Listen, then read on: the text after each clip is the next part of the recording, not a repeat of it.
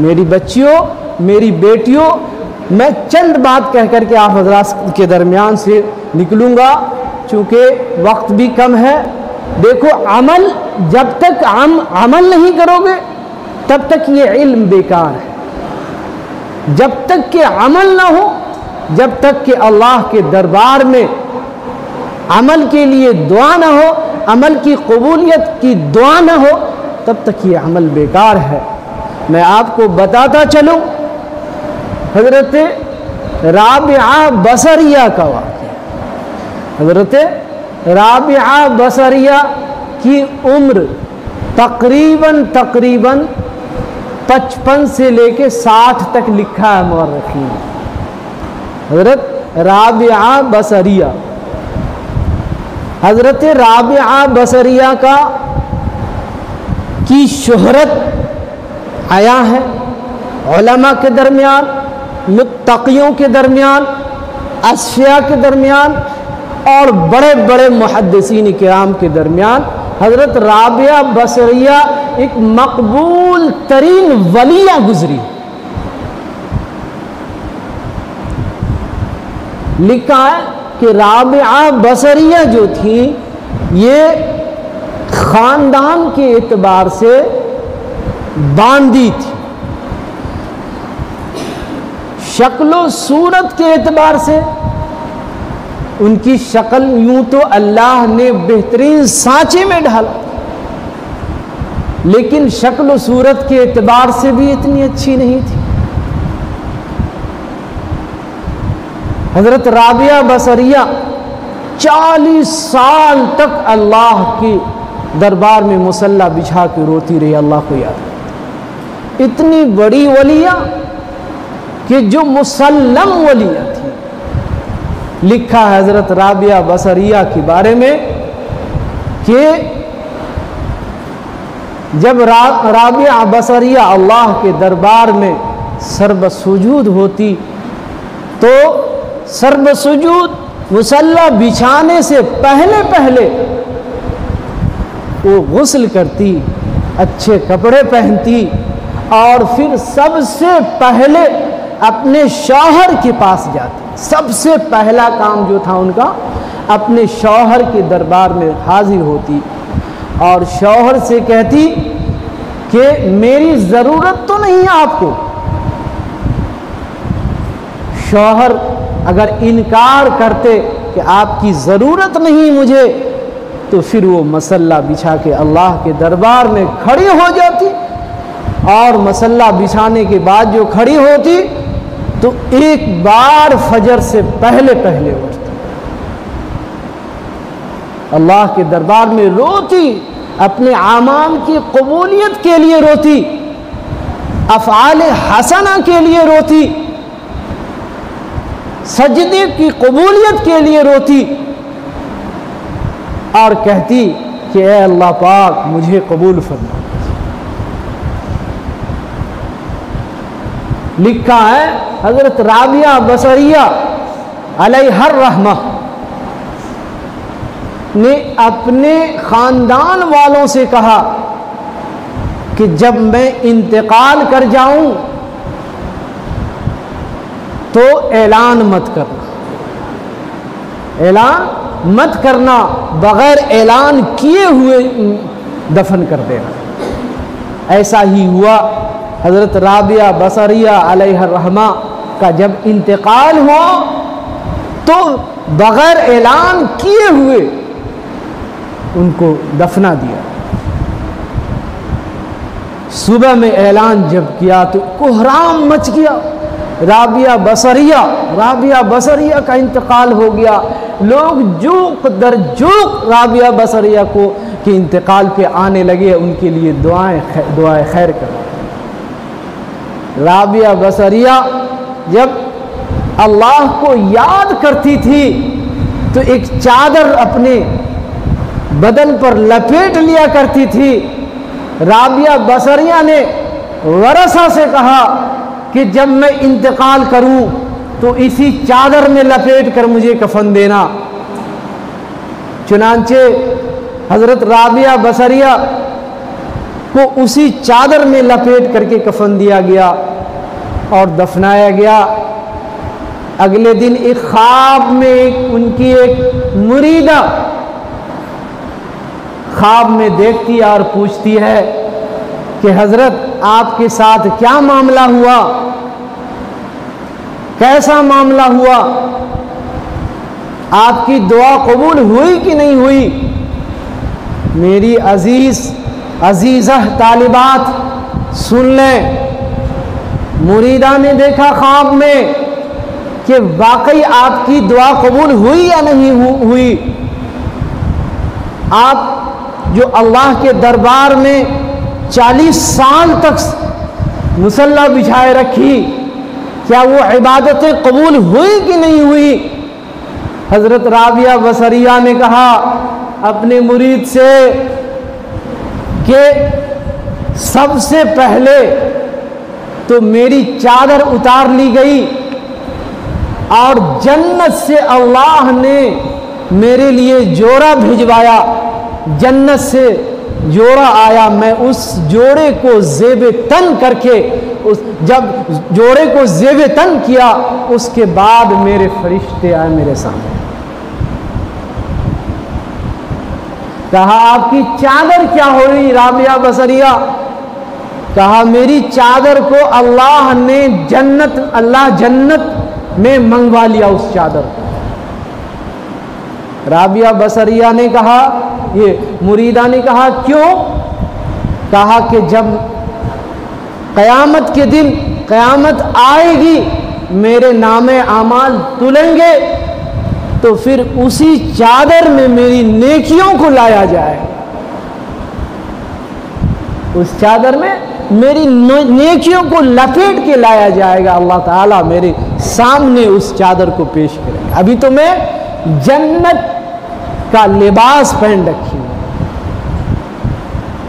मेरी अजीज़ा तालिबात, ये जो है ये इल्म उनको कितना बड़ा फ़ायदा दिया। ये जो अमल है, जो अमल उन्होंने किया, अमल से ज़िंदगी बनती है, जन्नत भी जहन्नम भी। ये खाकी अपनी फितरत की न नूरी है न नारी। अमल तो सारी चीज़ है जो आप पढ़ें, जो आप अपने असातिज़े किराम से तालीम हासिल करें।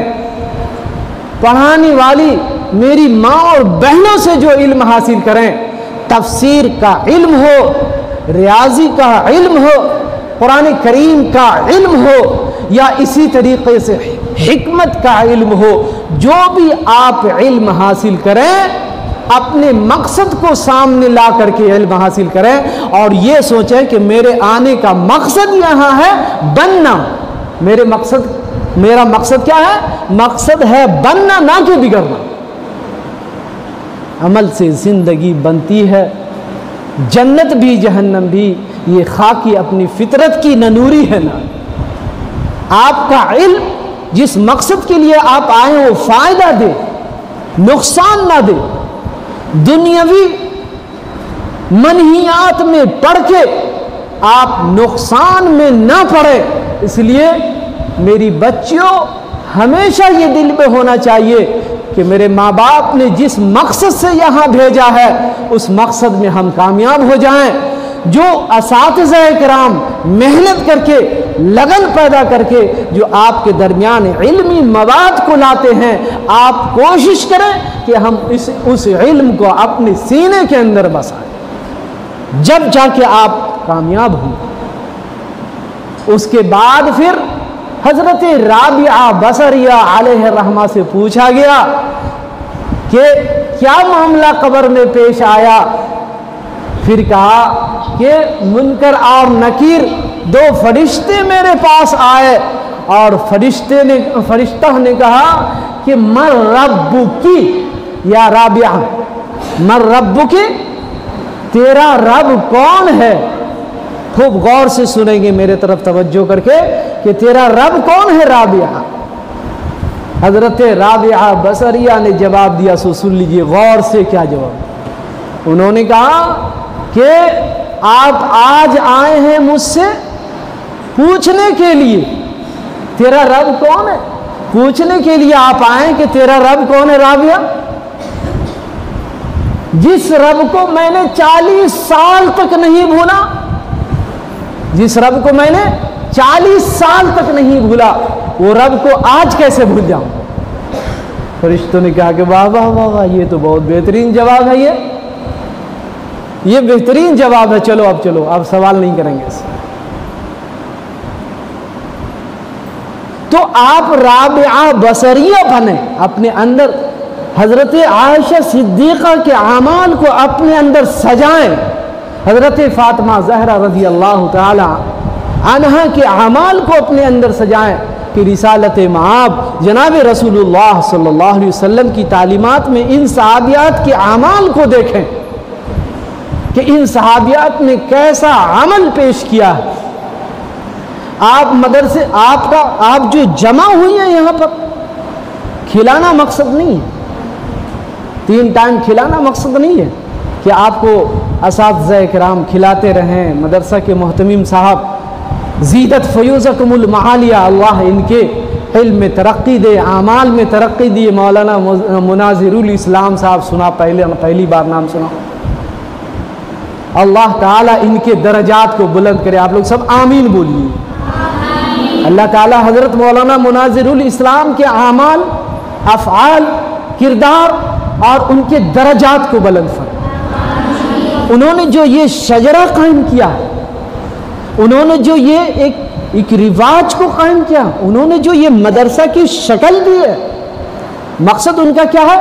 मकसद उनका ये है कि आप यहाँ से बन के जाएं, बिगड़ के ना जाएं। आप यहाँ से बन के जाएं, बिगड़ के ना जाएं। अगर आप बिगड़ के जाते हैं तो कोई फायदा नहीं, अगर आप बन के जाते हैं तो पूरी एक नस्ल के लिए फायदा, पूरी नस्ल आपके जरिए समझ जाएगी। इसलिए अजीज बच्चियों, आप अल्लाह के वास्ते हजरत आयशा सिद्दीक़ा बने, इंशाअल्लाह। बोलिए इंशाअल्लाह बने, इंशाअल्लाह। आप हजरत फातिमा ज़हरा बने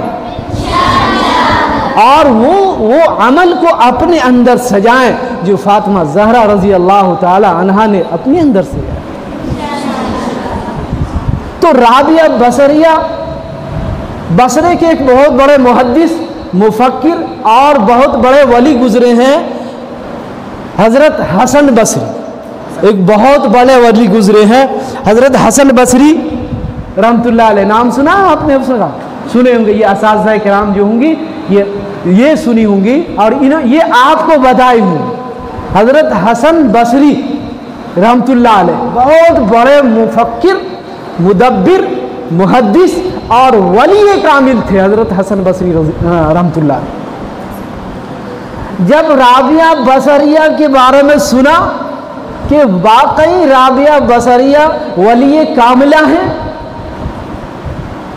तो वो चल के आए अपने मकाम से और आने के बाद फिर जो है राबिया बसरिया के सामने खड़े हुए।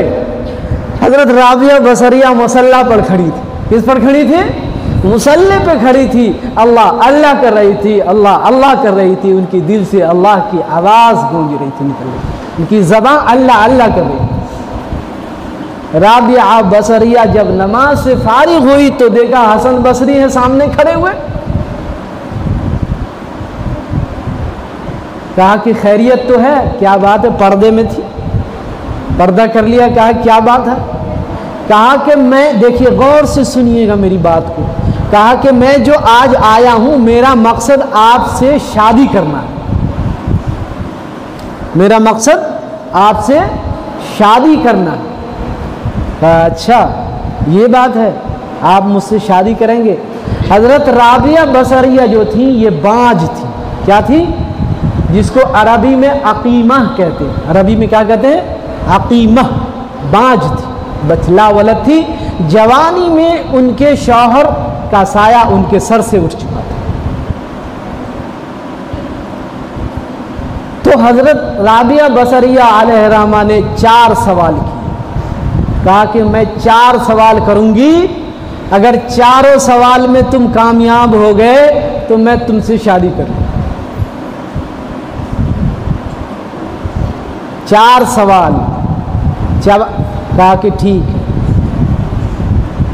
नंबर 1, सवाल नंबर 1, ये बताइए कि मैं जन्नती हूं या जहन्नमी? आप ये बताइए कि मैं जन्नती हूं या जहन्नमी? कहा कि वल्लाहु अअलमु बिवकीली, आपकी वकालत को तो अल्लाह ही बेहतर जानता है, आपकी बात को अल्लाह ही बेहतर जानता है कि आप जन्नती हैं या जहन्नमी, मुझे तो इसकी खबर नहीं। नंबर 1 पहला सवाल। दूसरा सवाल क्या था कि अल्लाह के दरबार में जब मेरी पेशी होगी, अल्लाह के दरबार में जब मेरी पेशी होगी तो मेरा आमाल जो होगा वो आमाल का पलड़ा भारी होगा या हल्का? समझ रही है मेरी बात को? मैंने कहा मुज़ाकरा है आप हज़रात से, आप तमाम बच्चियां मेरी बेटियां हैं, मैं आपसे क्या पहले ही कहा कि मुज़ाकरा कर रहा हूं। दूसरा सवाल क्या था कि अल्लाह के दरबार में जब मेरे आमाल तुले जाएंगे तो मेरे आमाल का पलड़ा भारी होगा या हल्का होगा? कहा हसन बसरी रहमतुल्लाह अलैह ने कहा कि अरे इसकी भी तो खबर में मुझे तो नहीं है, ये तो मैं जानता ही नहीं। 2 सवाल वैसे चले। तीसरा सवाल यह है कि जब मैं पुल सरात के रास्ते पे चलूंगी तो क्या मेरा चलना आसान होगा या भारी होगा? भारी का मतलब यह है कि मैं चल पाऊंगी या नहीं चल पाऊंगी, क्योंकि पुल सरात के जो रास्ते होंगे वो तलवार की धार से ज्यादा बारीक है। जो जिसके आमाल खराब होंगे तो फिर वो कट कट करके इस पर चल नहीं पाएंगे, ये तो बिल्कुल साफ वाज़े है।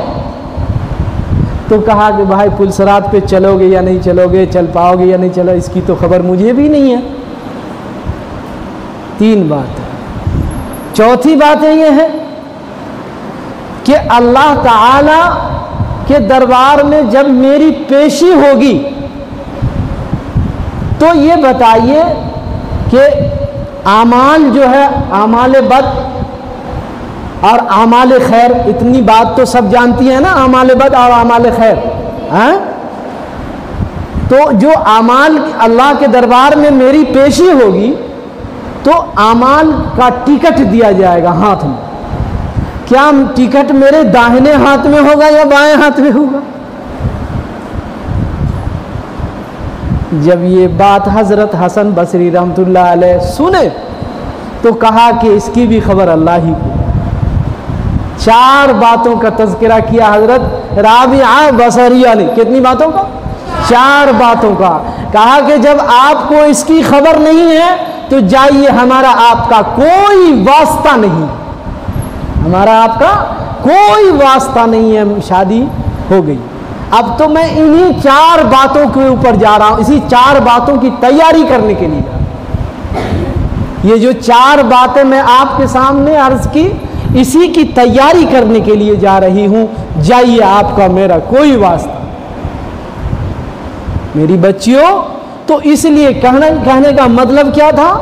एक बुजुर्ग वली कामिल मुसल्लम चिश्तिया कादरिया और इसी तरीके से सहरवर्दिया, तमाम तरीके उनमें मुजज़्ज़ब, तमाम तुरुक उनमें पाए जा रहे हैं। इतने बड़े वली कि अतकिया उनकी तायद करें, असफिया उनकी तायद करें, औलिया उनके इर्द गिर्द, इसी तरीके से मुहद्दिसीन उनके इर्द गिर्द, इसी तरीके से मुफक्किरीन उनके इर्द गिर्द, तमाम के तमाम अफराद में मुसल्लम वली हजरत हसन बसरी रहमतुल्लाह अलैह। और वो जो है जब ये 4 सवाल सुने फिर वापस चले गए। तो हमारे आप क्यों नहीं राबिया बसरिया बने? क्यों नहीं अपने अमाल में ताकत दें? अब उस असातिज़ा कह रहे हैं कि चलिए आप दर्सगाह में चलिए, आप खेल रही हैं, आप इस कान से सुनती हैं, इस कान से बातों को निकाल देती हैं। ये तरीक़ा नहीं है, ये रिसालत माब जनाब रसूलुल्लाह सल्लल्लाहु अलैहि वसल्लम का तरीक़ा नहीं है। जब आप सुफ़ा चबूतरा जो पहला मदरसा है, जब उसके तरीक़े को अपनाएंगे, उसके तरीक़े को देखेंगे कि हुजूर के सामने सहाबा किस तरह से अमल किया करते थे, हुजूर के सामने सहाबा हुजूर के सामने कैसे पेश आया करते थे, हुजूर के सामने सहाबा किराम बिल्कुल तालिबाना रूप में बैठते थे और इस तरह से बैठते थे जैसे कि कोई कौवा किसी चीज खाने की चीज़ पर बैठता है और जब वो अकेला पाता है उस खाने की चीज़ को ले उड़ता है।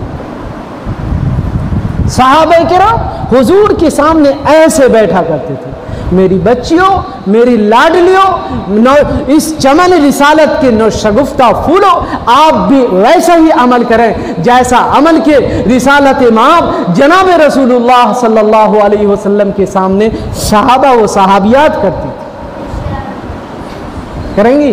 असातिज़ा किराम आपकी कह रही है कि दर्सगाह लगाइए, टाइम पर चलिए, बैठिए, जो इनकी तकरीरी मवाद है, जो इनकी किताबी सलाहियत है, वो सलाहियत आपके सामने लाकर पेश करते हैं, वो तकरीरी मवाद आपके सामने लाकर पेश करते हैं, वो जो है कुरान की तशरीहात आपके सामने पेश करते हैं, आप इस कान से लेते हैं और इस कान में लुटा देते हैं, ख़त्म कर देते हैं। फिर तो लकुम दीनुकुम, उस्ताद को क्या कहते हैं आप? लकुम दीनुकुम, तुम्हारा दीन तुम्हारे लिए। तुम जो तकरीर कर दिए वो अपने लिए, तुम जो किताबों को हल कर दिए अपने लिए, और हम जो सुन करके दूसरे कान से निकाल दिए अपने लिए। आज के दौर में ऐसा ही हो रहा है। इसलिए मेरी लाडलियों, अपने उस्ताद की इज्जत करें, वो इज्जत जो इज्जत रिसालत माब जनाब रसूलुल्लाह सल्लल्लाहु अलैहि वसल्लम के सामने सहाबा पेश किया। करेंगी अपने उस्ताद की इज्जत इंशाअल्लाह। इंशाअल्लाह की आवाज़ ज़ोर से बोलिए। मदरसे की इज्जत, मदरसे की लाइट जल रही है, आप देख रहे हैं, मदरसे का पंखा चल रहा है, आप देख रहे हैं, उसके खर्च करने वाले ने कितनी मेहनत मशक्क़त के साथ करके आपके सामने लाइट का पैसा लाए, बिजली का पैसा लाए, पंखा चलने का पैसा लाए, खाने का पैसा लाए, गर्ज के आपकी तमाम ज़रूरियात को वो पूरी करते हैं, आप लापरवाही में उसको गुजार देते हैं, आप अपने टाइम को लापरवाही में गुजार देते हैं। ऐसा हरगिज़ न करें, ऐसा हरगिज़ न करें। अगर नहीं करेंगे, अगर तालीमात इस्लामी पर अमल करेंगे, रिसालत माब जनाब रसूलुल्लाह सल्लल्लाहु अलैहि वसल्लम के बताए हुए नूरानी तरीक़े पर अमल करेंगे, तो इंशाअल्लाह हमारी कामयाबी मिलेगी, हम कामयाब होंगे, इंशाअल्लाह कामयाब होंगे। असातिज़ा किराम मोहतरमा हजरात से भी मैं कहूँगा कि आप हजरात भी खूब मेहनत करें, खूब लगन पैदा करें और बच्चों से इंसिलाक रखें, बच्चों से मुंसलिक रहें कि कौन बच्चा क्या करता है, कौन बच्चा शरारती है, कौन बच्चा बदमाशी कर रही है, कौन बच्चा किस तरह से जो है पेश आ रही है, उस पर उसके चलने, उसके फिरने, उसके उठने, उसके बैठने और उसके जो है तालीमात पर हमेशा निगाह रखे रहें कि आखिर जो हमारे सामने ये आई है, ये बनने के लिए आई है, बिगड़ने के लिए। मिसे खाम को जिसने कुंदन बनाया, खड़ा और खोटा अलग कर दिखाया, वो नबियों में रहमत लक़ब पाने वाला। देख लीजिए, मिसे खाम को जिसने कुंदन बनाया, खड़ा खोटा आया, रिसालत माब सरकार दो आलम सल्लल्लाहु अलैहि वसल्लम की खिदमत में आए, जाहिल आए, अनपढ़ आए, बगैर पढ़े हुए आए, अरब के बद्दू आए, देहाती आए, लेकिन सरकार की खिदमत में आकर के वो जो है मिसे खाम को जिसने कुंदन बनाया, खड़ा और खोटा अलग कर दिखाया। देखिए, खड़ा और खोटा और जो है सबको अलग अलग करके जो है ना बता करके दिखाया कि ये अच्छे हैं, ये ख़राब हैं, और ख़राब को अच्छा करना रिसालत माब जनाब रसूलुल्लाह सल्लल्लाहु अलैहि वसल्लम का काम। आपकी सोहबत में जो आया करते वो बिल्कुल ही समझ लीजिए कि वली कामिल और सहाबे कराम बन करके निकलते थे, जो आपकी सोहबत में आया करते। इसलिए मैं असातिज़ा किराम से अर्ज़ करूँगा कि आप भी वैसा ही नमूना पेश करें जो नमूना रिसालत माब जनाब रसूलुल्लाह सल्लल्लाहु अलैहि वसल्लम की अज़वाज मुतहरात हज़रात अज़वाज मुतहरात ने पेश किया। नरमी लाएं, किसी बच्चों के ऊपर हाकमाना अंदाज ना करें। इंशाअल्लाह आपके ज़रिए उस बच्चों के ऊपर अमल होगा, वो बच्चे आपकी बातों को सुनेंगे और फिर उस पर अमल करेंगे, इंशाअल्लाह कामयाबी में। इसका नमूना और इसकी मिसाल में एक वाक़या कह करके फिर अपनी बात को ख़त्म।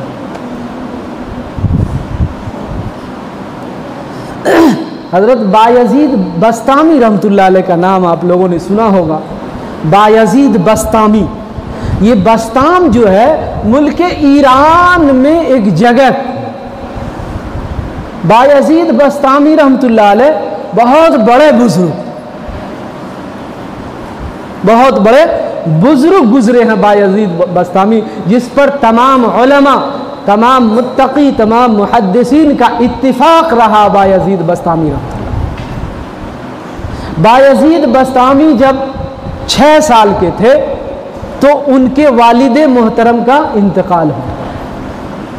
समझ में आ रही है? क्या नाम बताया मैंने?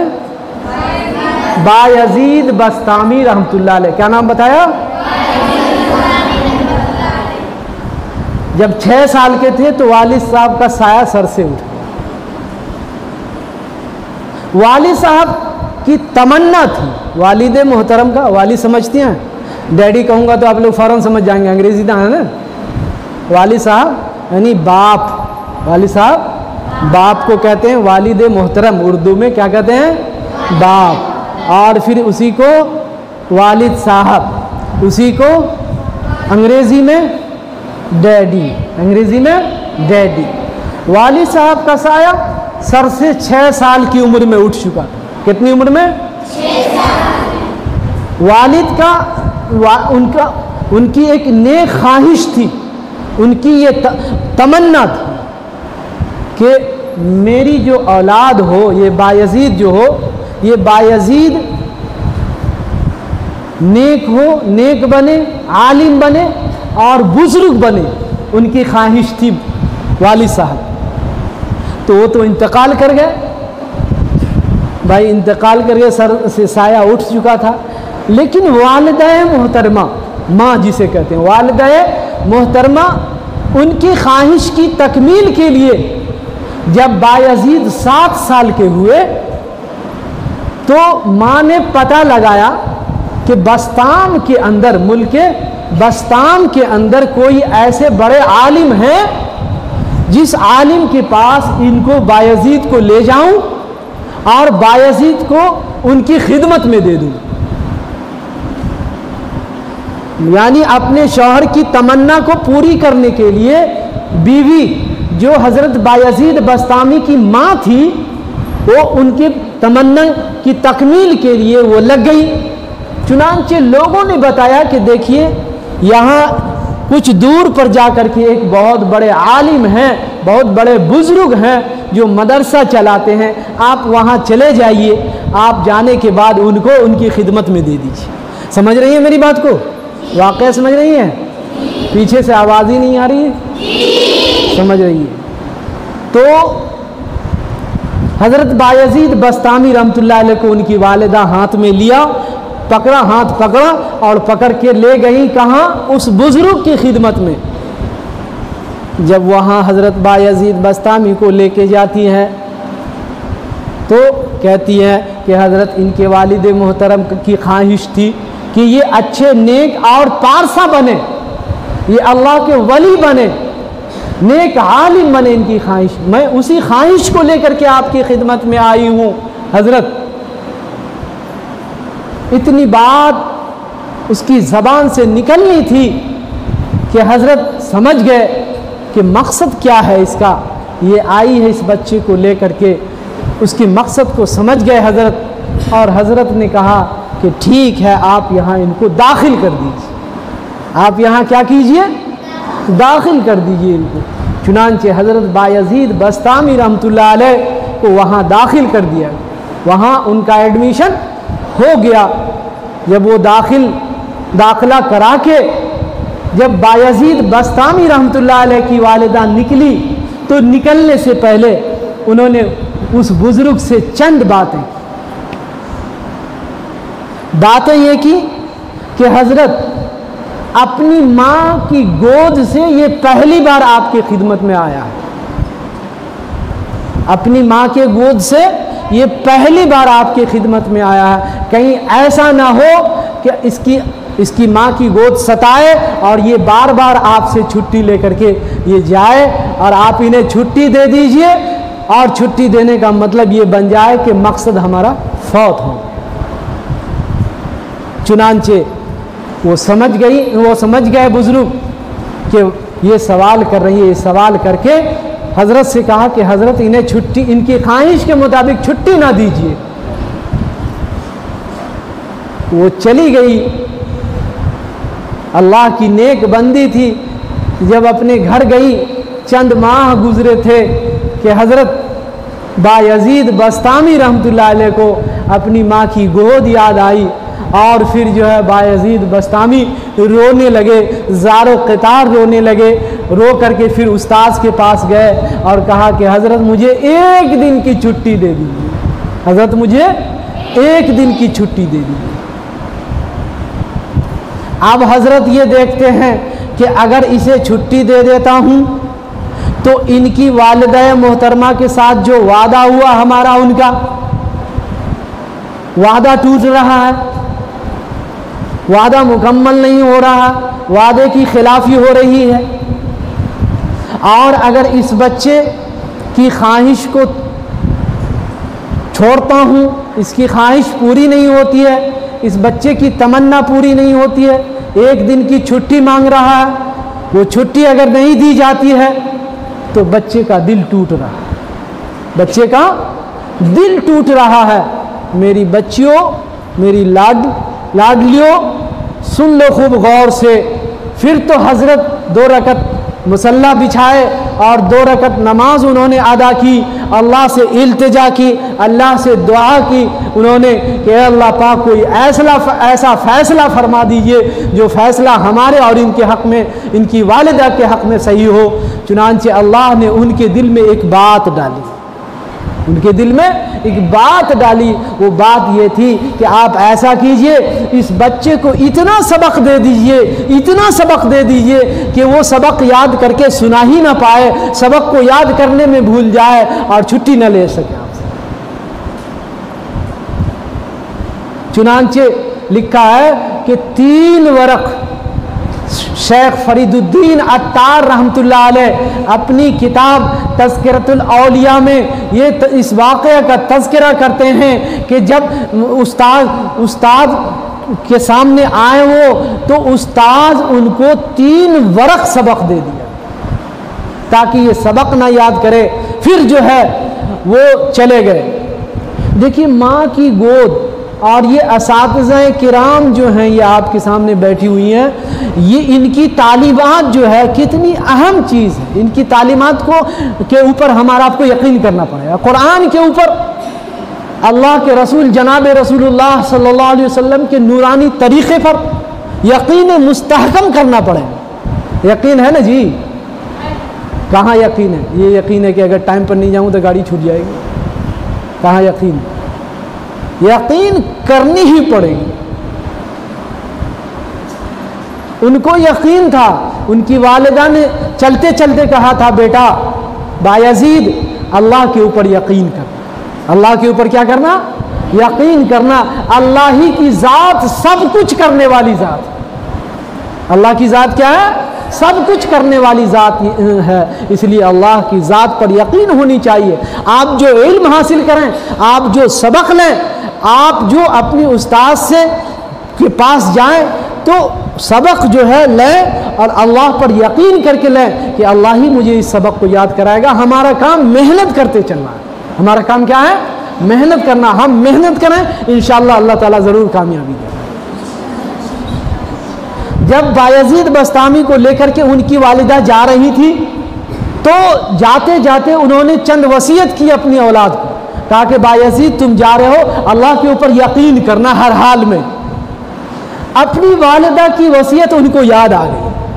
बायजीद को अपनी वालिदा की वसीयत याद आ गई और कहा कि मेरी वालिदा ने मुझे वसीयत की है, चुनांचे चलो इस 3 वरक़ को चलो याद करते चले। अल्लाह के ऊपर यकीन है मुझे कि मेरा अल्लाह जिसने मुझे पैदा किया है, जिसने मुझे इस मकतब में लाया है, जिसने मुझे अपने नेक उस्ताद की खिदमत में हाजिर होने की सआदत दी है, वो मेरा अल्लाह मुझे ज़रूर याद कर देगा। हज़रत बायज़ीद बस्तामी रहमतुल्लाह अलैह उसी वक्त जो है अल्लाह के दरबार में अपनी नन्ही मुन्नी ज़बान से, नन्हे मुन्ने हाथ से और जो है अपनी लड़खड़ाती ज़बान से अल्लाह रब्बुल इज़्ज़त के दरबार में हज़रत बायज़ीद कहते हैं कि अल्लाह आप खूब जानता है, दिलों की भेद को जानता है कि वाकई मैं नहीं समझ रहा हूँ, मैं छोटा इंसान हूँ।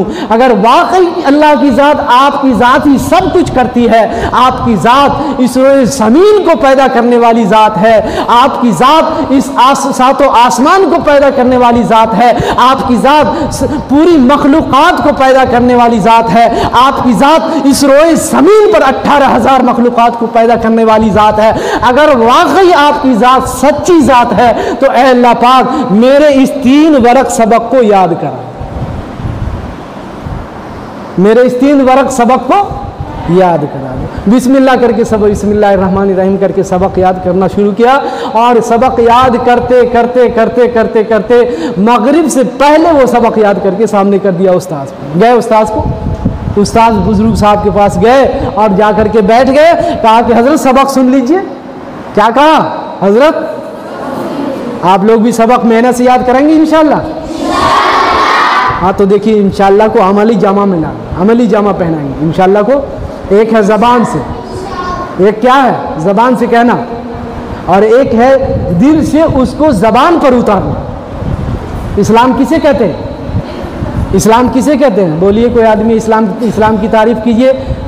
अल फ़िक़्हुल मुयस्सर या शरह विक़ाया में साहिब शरह विक़ाया ने इस्लाम की तारीफ़ की है।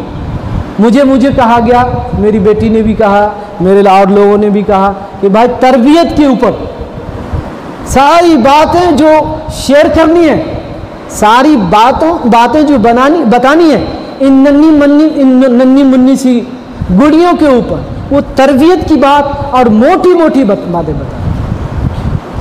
साहिब शरह विक़ाया ने इस्लाम कहा कि इस्लाम के माने झुक जाने, इस्लाम के माने झुक जाना। असलम युस्लिमु इस्लामन, बाब इफ़ाल।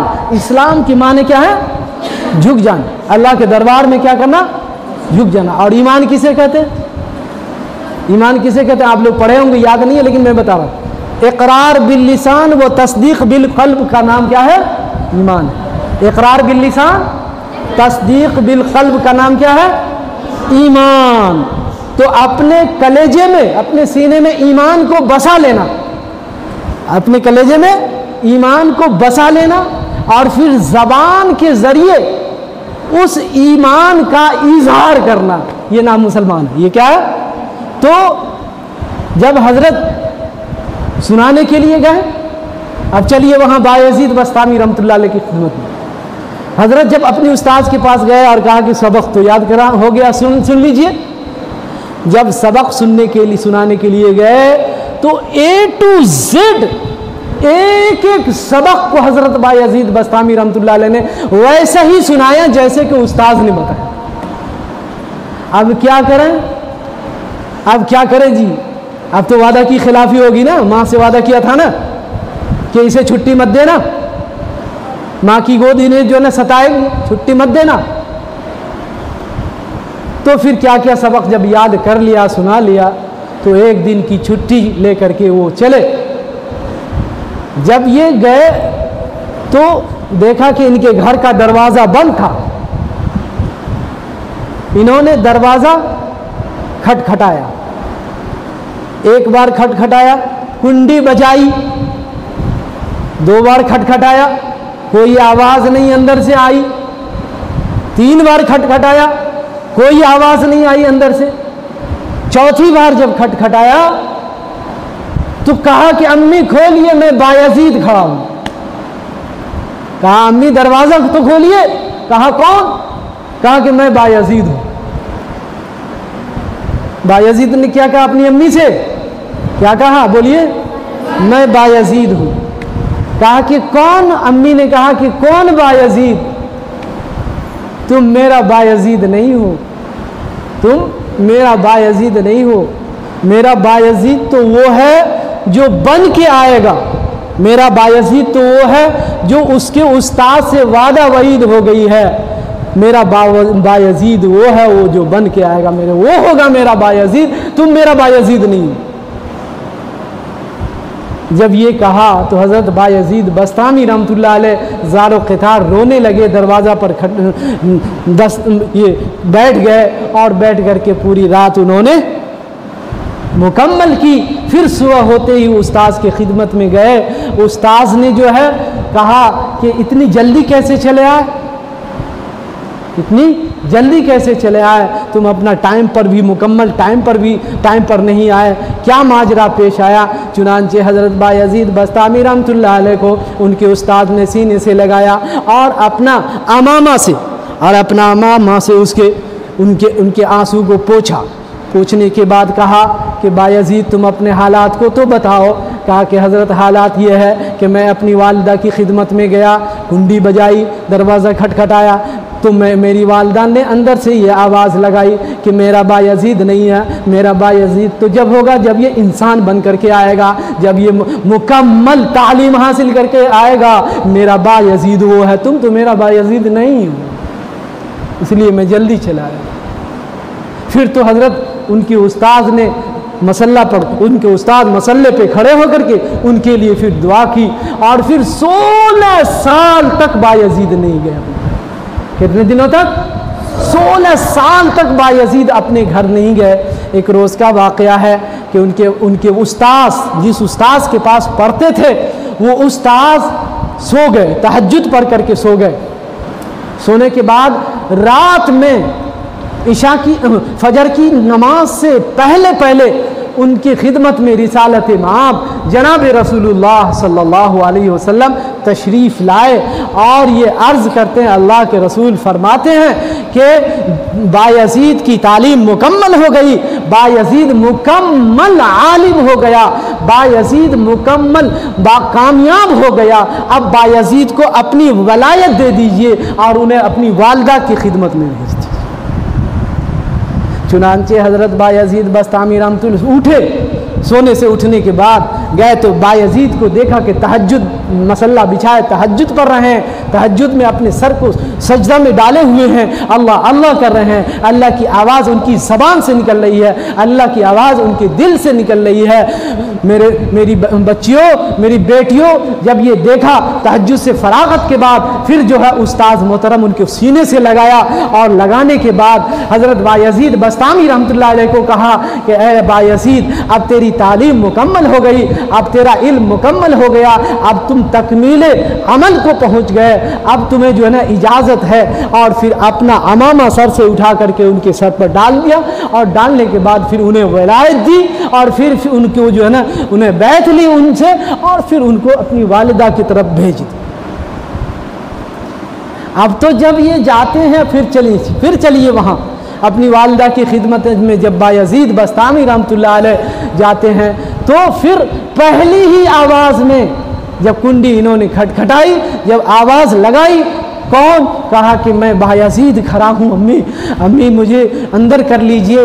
जब ये आवाज़ सुनी तो फिर दौड़ती हुई बूढ़ी अम्मी आई और बायजीद के माथे को बोसा दिया और कहा कि वाकई तुम बायजीद हो। वो बायजीद अब अपनी अम्मी के कदमों में गिर जाता है और कहता है कि अम्मी अल्लाह आपको सलामत रखे, बेटे बहुत अच्छे तुम आ गए। इसी दिन का मैं इंतज़ार कर रही थी, इसी दिन का मैं इंतज़ार कर रही थी कि मेरा बेटा तकमीले इल्म करके आए, तकमीले अमल करके आए, मेरा बेटा मुकम्मल आमिल बन करके आए, मैं अपने बेटे को बाअमल देखूं, मैं अपने बेटों को आलिम देखूं और वो आलिम जो अमल पैरा करके हो, वो आलिम बन करके मैं अपने बेटे को देखूं। इसी दिन का इंतज़ार है। बेटा बैठो, मैं जो है तुम्हारे लिए दूध लाती हूँ। चुनांचे दूध ला के गर्म करके हज़रत बायजीद बस्तामी रहमतुल्लाह अलैह को दिया और वो पीने लगे। पीने के बाद कहा कि बेटा अब मैं जा रही हूँ अपने रब से मुनाजात करने के लिए, 2 रकात नमाज तो पढ़ लूँ और अपने रब को कहूँ कि अल्लाह इसी दिन का इंतज़ार कर रही थी, ऐ अल्लाह अब जब चाहे आप मुझे उठा लीजिए। ऐ अल्लाह मेरा बेटा, मैंने अपनी नज़रों से अपने बेटे को बाकमाल आलिम देखा, बाकमाल आमिल देखा, अब आप मुझे जब चाहें उठा लें। बात समझ में आई मेरी बच्चियों? बोलिए, आप हजरात को समझ में आई बात? समझ में तो आ गई होगी बात कि हमें कैसा बनना है। राबिया बसरिया जैसा बनना है, हमें हसन बसरी जैसा बनना है। इसी तरीके से हमें क्या, बायजीद बस्तामी जैसा बनना। और ये कब होगा? ये कब होगा? अला इन्न औलिया अल्लाह ला खौफुन अलैहिम वला हुम यहज़नून। जब हमारे दिल में, हमारे सीने में अल्लाह का खौफ मोजज़न कर जाए, हमारे सीने में, हमारे कलेजे में अल्लाह का खौफ घिर जाए, अल्लाह का खौफ आ जाने के बाद दुनियावी खौफ ख़त्म हो जाए। एक तो सिर्फ बस अल्लाह का खौफ रहता है। तो इसलिए मेरी अज़ीज़ बच्चों, मैं 300 किलोमीटर से चल करके आप हज़रात के सामने आया हूँ। मुझे 1 हफ़्ता पहले ये दावत दी गई थी, मैं आया हूँ। इसलिए मैं आप तमाम बच्चियों से ये अर्ज़ कर रहा हूँ कि आप अपने मदरसे को अल्लाह की अमानत समझें। इंशाअल्लाह आप अपने मदरसे, सबसे पहले मदरसे को अल्लाह की अमानत समझे। रिसालत माब अल्लाह की अमानत समझते हुए अल्लाह के कुरान करीम को अपने सीने में मोजज़न करके आप जो तशरीहात, तफसीरात आप पढ़ें, वो उम्मत के दरमियान जा कर के उसको इशू करें, शेयर करें। उन्हें एक एक अल्फाज अपने ख़ानदान में, रिश्तेदारों में और अपने महल्ले में और तालीम करके, तबलीग करके आप उन्हें बताएं। और इसी तरीके से मदरसे को अमानत समझते हुए अल्लाह के रसूल रिसालत माब जनाब रसूलुल्लाह सल्लल्लाहु अलैहि वसल्लम के नूरानी तरीक़े पर अमल करने की कोशिश है ना। मदरसे को अमानत समझें, अल्लाह के कलाम को अमानत समझें, रसूलुल्लाह सल्लल्लाहु अलैहि वसल्लम के नूरानी तरीक़े को अमानत समझें, उस पर अमल करें, सबक को खूब याद करें, मेहनत करें, लगन से पढ़ें, इंशाअल्लाह कामयाबी मिलेगी, है कि नहीं? इंशाअल्लाह कामयाबी मिलेगी। आपके सामने चंद बातों को मैंने अर्ज़ की। अल्लाह ताला आपको भी और हमें भी अमल करने की तौफ़ीक़ अता फ़रमाए। वमा तौफ़ीक़ी इल्ला बिल्लाहिल अली।